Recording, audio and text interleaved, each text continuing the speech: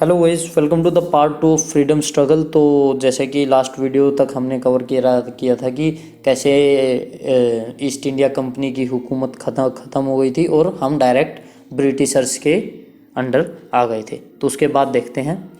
So let's start. तो उसके बाद शुरुआत होती है सीधी आईएनसी यानी इंडियन नेशनल कांग्रेस की फॉर्मेशन से।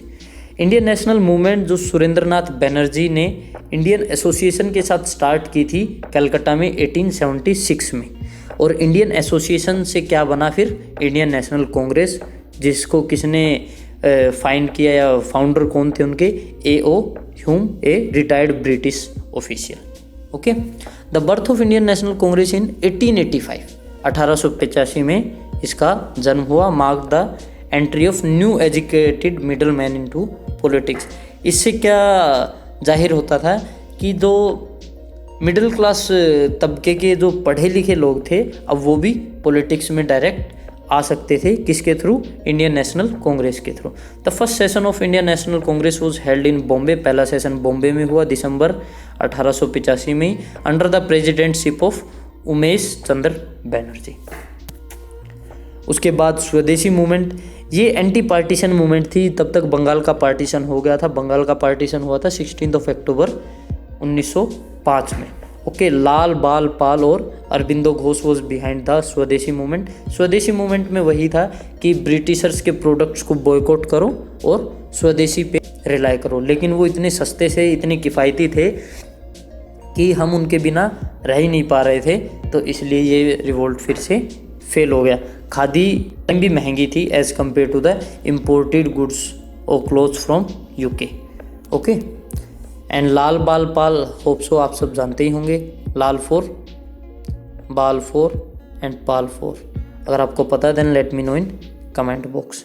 ओके, सेवरल रिफॉर्म्स, उसके बाद कई सारे रिफॉर्म हुए। मुस्लिम लीग जैसे 1906 में आ गई। आगा खान ने, ये इसके फाउंडर थे, इन्होंने पार्टीशन को सपोर्ट किया कि बंगाल के जो दो टुकड़े किए गए हैं वो अच्छी बात है, और स्वदेशी मूवमेंट का अपोज किया। तो ये एक थोड़ा कन्फ्लिक्टिंग पार्टी खड़ी हो गई थी। किसके अपोजिट में? इंडियन नेशनल कांग्रेस के। ओके, उसके बाद मोरले मिंटो रिफॉर्म्स आए, होम रूल मूवमेंट हुआ, रोवाल्ट एक्ट आया। ओके, उसके बाद जो हमारे पेपर में आने की संभावना है, मैं सिर्फ उन्हीं को कवर कर रहा हूँ जो एनसीसी की ऑफिशियल बुक में मेंशन्ड है। ओके, सो डोंट पैनिक कि वो बस बताए, बाकी कवर नहीं किए गए। उसके बाद आते हैं जलियांवाला बाग मैसेकर, 13 अप्रैल 1999 की बात थी। Okay, the people of Punjab gathered on the auspicious day of Baisakhi मनाने के लिए इकट्ठे हुए थे और टू लॉन्च देयर प्रोटेस्ट, और किसके शांति से प्रोटेस्ट कर रहे थे, प्रोटेस्ट पीसफुली, किसके? Ill treatment by the British Indian government. Okay, Britishers ने उनके दो रिफॉर्मर्स को बड़े इल तरीके से ट्रीट किया था और गिरफ्तार कर लिया था। तो उसके लिए शांति से प्रोटेस्ट कर रहे थे और बैसाखी का दिन था वो मना रहे थे। लेकिन वहीं पे brigadier general Dyer appeared suddenly with his armed forces and fired indiscriminately at the innocent and unarmed people, leaving hundreds of people dead including women and children। और ब्रिगेडियर जनरल डायर आए और अंधाधुंध उधर फायर शुरू करवा दिया। उस जलियांवाला बाग की खास बात क्या थी कि वो चारों तरफ से सीमेंटेड था, दीवारें थी, और उसका एक ही रास्ता था आने जाने का, और उसी रास्ते में जनरल डायर ने अपने सिपाहियों को खड़े करवा के अटैक करवा दिया था। सरदार उधम सिंह ने जनरल डायर को फिर कैक्सटन हॉल में लंदन में जाके मारा भी। ओके, और रविंद्रनाथ टैगोर ने अपना नाइटहुड यानी सूरवीर की पदवी प्रोटेस्ट में त्याग दी थी जलियांवाला बाग हत्याकांड के बाद। Massacre, the new cooperation movement under the leadership of Mahatma Gandhi. Mahatma Gandhi ने नया कोऑपरेशन, नॉन कोऑपरेशन मूवमेंट शुरू किया। अच्छा, my question is, Gandhi India में कब आए थे? Tell me the date. And Indian National Congress की तरफ से किया सितंबर 1920 में और ख़त्म हुआ फरवरी 1922 में। ओके, आफ्टर सीरीज ऑफ कई सारे ऐसे घटना हो चुकी थी जैसे जलियांवाला बाग जैसी, कि गांधी को ऐसा लगा कि अब हमारे साथ एक फेयर ट्रीटमेंट नहीं हो रहा है। There was no prospect of getting any fair treatment at the hand of British, so he plan to withdraw the national cooperation from the British government, कि हम उनका साथ ही नहीं देंगे, हम उनके साथ कोऑपरेट करेंगे ही नहीं। तो उन्होंने नॉन कोऑपरेशन मूवमेंट लॉन्च कर दी, thereby disturbing the administrative setup in the country. This movement was a great success at it gots massive support from millions of Indian.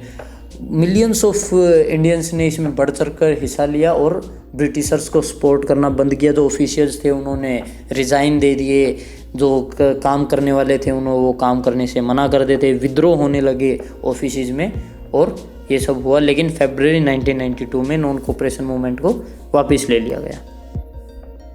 इसके बाद साइमन कमीशन आया। British government ने Simon commission appoint किया था 7 MPs member of parliament in 1927 for the inquiry into the working of Montagu Chelmsford या Montford reforms, जिनको भी बोलते हैं। उन रिफॉर्म्स में चेंजेस क्या क्या आने चाहिए इसके लिए बुलाया था, और ऐसा वादा किया गया था कि जो साइमन कमीशन होगा उससे हम कॉन्स्टिट्यूशन की तरह एक प्रोटोकॉल या एक एक सेट ऑफ प्रोटोकॉल ही तैयार करेंगे to govern the India in upcoming time. The commission headed by sir John Simon. लेकिन इसमें ताजुब की बात ये थी, वो इंडिया के लिए बन रहा था लेकिन इसमें कोई भी इंडियन मेंबर नहीं था। Which was to determine the Indian future did not include a single Indian member. उसमें एक भी इंडियन मेंबर नहीं था। द इंडियन नेशनल कांग्रेस है दिसंबर 1927 मीटिंग इन मद्रास। दिसंबर 1927 की जो INC इंडियन नेशनल कांग्रेस की मीटिंग हुई मद्रास में, उसने साइमन कमीशन को बॉयकॉट करने का फैसला लिया and challenge the lord Birkenhead the secretary of state for India to draft a constitution that would acceptable to Indian population, यानी पॉपुलेशन। और ब्रिकनहेड को जो सेक्रेटरी ऑफ स्टेट थे उस टाइम, उनको बोला गया कि इंडियंस के लिए एक कॉन्स्टिट्यूशन बनाओ जो इंडियन पॉपुलेशन को एक्सेप्टेड हो। The call for boycott of commission was supported by Hindu Mahasabha and a faction of Muslim League led by Mohammad Ali Jinnah. Hindu Mahasabha, Muslim League, सब ने इसको सपोर्ट किया था, किसको? बॉयकॉट ऑफ साइमन कमीशन को, जिसमें साइमन गो बैक के नारे भी लगे थे।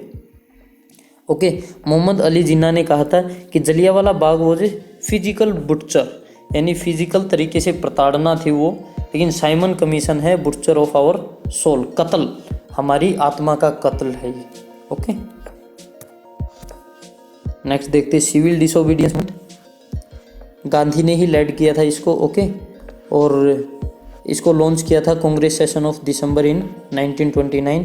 The aim of this movement was to observe complete disobedience of the order of British government, कि हम ब्रिटिशर्स की बात मानेंगे, बिल्कुल ही नहीं मानेंगे।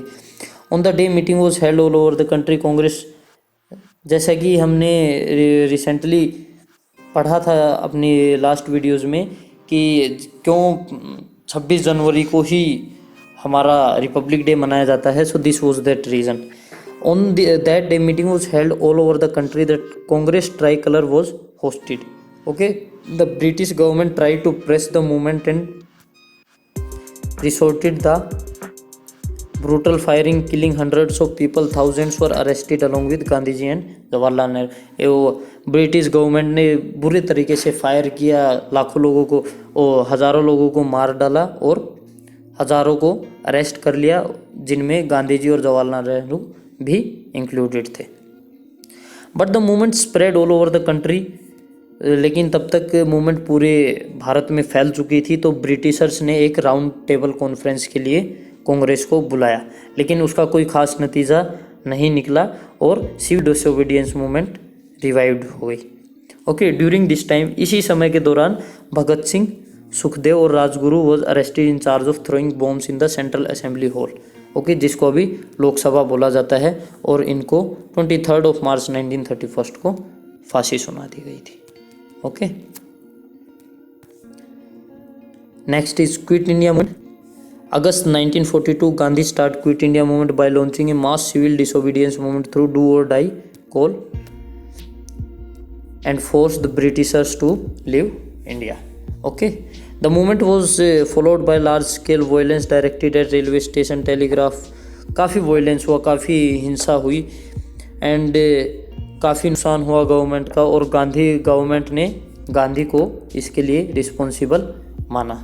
Okay, all the prominent leader were arrested, Congress was banned, police and army were brought to suppress the movement. Police और आर्मी के एक्शन उसको रोकने के लिए करवाए गए, मूवमेंट को रोकने के लिए लोगों के खिलाफ। मीनवाइल नेताजी सुभाष चंद्र बोस जो समहाउ ब्रिटिश डिटेंशन से भागने में सफल हुए कलकत्ता से, और उन्होंने दूसरे देश की ज़मीन पे जाके एक INA इंडियन नेशनल आर्मी जो तैयार की। ओके, उसके बाद आते हैं हमारा इंडिपेंडेंस ऑफ इंडिया 1947। इन सब के बीच में कई सारे घटनाक्रम हुए हैं, लेकिन जो इम्पोर्टेंट है मैंने वही कवर किए हैं। अगर आप चाहते हो कुछ और भी कवर करना चाहिए, कुछ मिस हो गया है, then let me know in comment box, मैं कवर करूँगा। Okay, don't worry about that. At the end of second world war a cabinet mission was sent to India in March 1946। World war 2 ख़त्म होने के बाद एक cabinet mission भेजा गया मार्च 1946 में। It propose the formation of interim government, उसमें interim government formation का प्रपोजल था। Okay, and interim government was formed headed by Jawaharlal Nehru. Lord Mountbatten was the viceroy of India, presented a plan for the division of India into India and Pakistan, and Indian leader were having no options। तो हमें partition मानना पड़ा उनका। Thus India became free at the stroke midnight of 14th of August। इसीलिए हम 15 अगस्त को अपना independence day मनाते हैं। Earlier Constituent Assembly was formed in July 1946 to frame a Constitution of India, and Dr. Rajendra Prasad was elected as its president। Okay, एक constituent assembly बनाई गई थी किसको फॉर्म करने के लिए, कॉन्स्टिट्यूशन को फॉर्म करने के लिए। उसमें डॉक्टर राजेंद्र प्रसाद को पहला प्रेसिडेंट नियुक्त किया गया था। एंड द ड्राफ्टिंग कमेटी के जो चेयरमैन थे कॉन्स्टिट्यूशन बनाने वाले या कॉन्स्टिट्यूएंट असेंबली के, he was doctor BR Ambedkar. The constitution of India was adopted by the constituent assembly on 26 November 1949। On January 26 the constitution came into force. Doctor Rajendra Prasad become the first president of India. Okay, so that's all from my side. अब तक हमने national integration के 2 chapters को cover कर लिया है, national heritages और freedom movements वाले चैप्टर को। So I hope I am making clear to you. ये चैप्टर थोड़े बड़े हैं क्योंकि इनमें से क्वेश्चंस भी आते हैं, बीच में से पक्का हमें आपको क्वेश्चंस मिलेगा ही मिलेगा अपने पेपर में, चाहे आप ABC किसी के लिए भी जाओ। Okay, so that's all from my side. Thank you, जय हिंद।